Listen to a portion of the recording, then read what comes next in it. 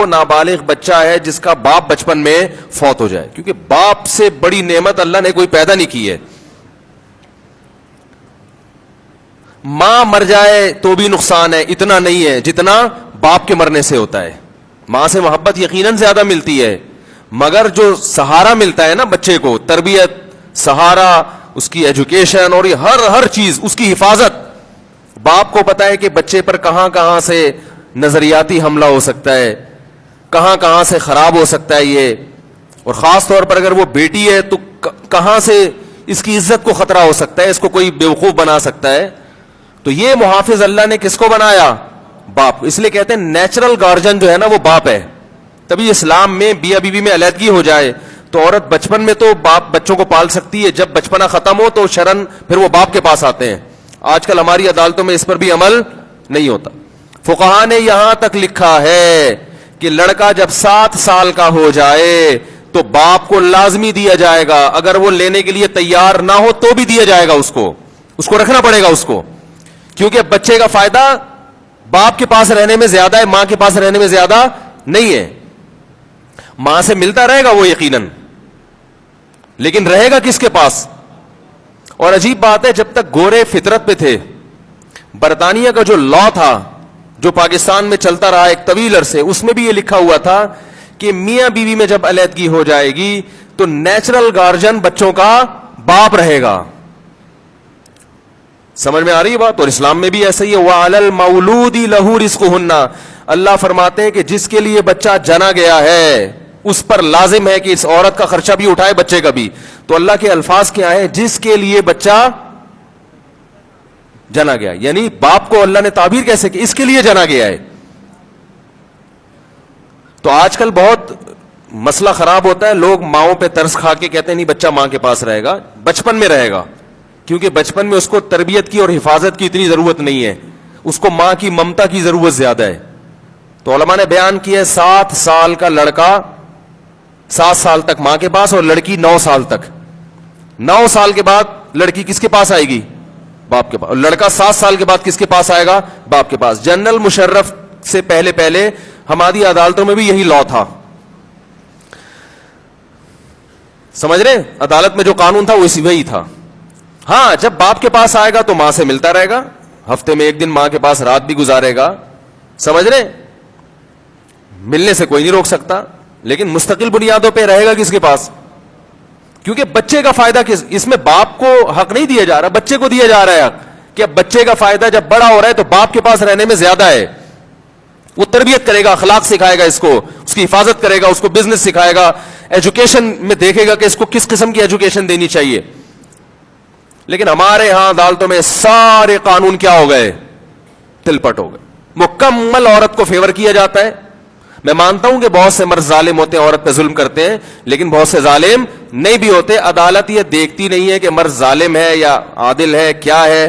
عدالت نے بچے ماں کو پکڑا دیے, اور اس کے بعد پوری زندگی باپ ان بچوں کے لیے ترستا رہتا ہے, اسے ٹھینگے کے علاوہ کچھ بھی نہیں ملتا. یہ عملی طور پر عدالت میں یہ ہو رہا ہے. خرچہ سارا باپ پہ ڈال دیتی ہے عدالت.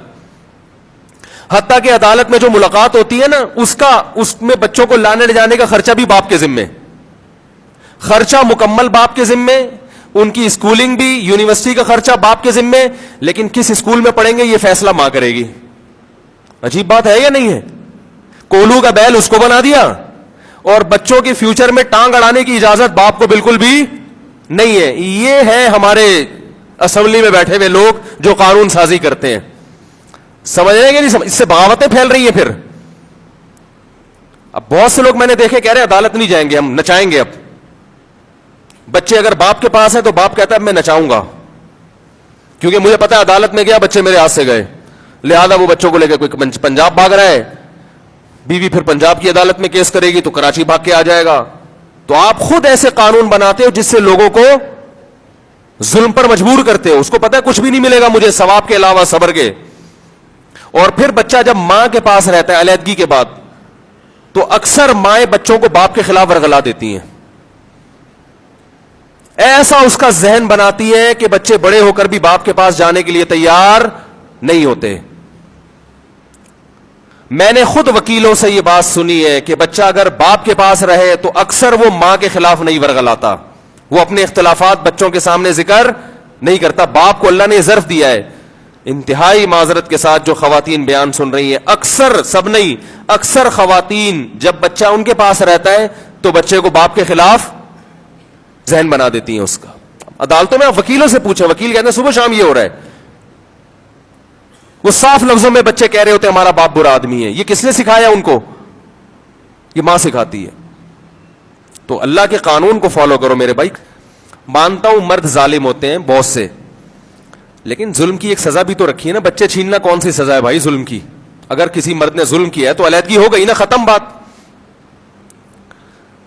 بچوں کو بھیٹ چڑھا دیا جاتا ہے. قرآن کے صاف الفاظ ہیں, لا تضار والدۃ بولدہا ولا مولود لہ بولدی. فرمایا جس ماں نے بچے کو جنا ہے, بچے کی وجہ سے نہ ماں کو نقصان پہنچایا جائے گا اور نہ باپ کو نقصان. علیحدگی ہو گئی ہے تو بچے دونوں کے ہیں. بچپن میں ماں کے پاس رہیں گے, باپ ملتا رہے گا, رات بھی گزارے گا باپ ان کے ساتھ, کبھی کبھار خرچہ سارا باپ کے ذمے. اور جب تھوڑے بڑے ہو گئے 7 اور 9 سال کے, تو پھر کہاں آ جائیں گے؟ ادھر ٹرانسفر ہو جائیں گے, اور ماں ان سے جب چاہے گی ملے گی. باپ ماں سے روک نہیں سکتا, خرچہ ہمیشہ زندگی بھر باپ ہی کے ذمے. کتنا اچھا قانون ہے, لیکن نہیں, جو گھسیٹتا ہے بس وہ ادھر گھسیٹ رہا ہے, وہ ادھر گھسیٹ رہا ہے. ایک دنگا مستی ہو رہی ہے, ایک لڑائی ہو رہی ہے. میرے پاس صبح شام کیسز آتے ہیں, تو یہ ظلم ہے بھائی. پھر ان کے دماغ میں پکا پکا کے نا ورغلا دیتے ہیں ایک دوسرے کے خلاف. تو میں یہاں سے بات آئی تھی, نیچرل گارجین کون ہے؟ باپ. اب دیکھو, ماں مر جائے تو ایسے بچے کا شریعت نے الگ سے کوئی نام نہیں رکھا, کیونکہ شریعت اس کو کوئی بہت بڑا نقصان نہیں مانتی. لیکن اگر بچے کا باپ مر جائے بچپن میں تو اس کو کیا کہتے ہیں؟ اس بچے کو بولو بھائی یتیم. اس کو بڑا نقصان سمجھا جا رہا ہے. اس کو کیا سمجھا جا رہا ہے؟ بہت بڑا نقصان ہو گیا, گارجن ہی اس کا دنیا سے چلا گیا. اب اس کے مال پہ, کیونکہ ماں میں محبت بے شک بہت زیادہ ہوتی ہے, لیکن وہ معاشرے کی چالاکیوں کو نہیں سمجھتی, اس میں پاور نہیں ہے, طاقت نہیں ہے, دفاع کی قوت نہیں ہے.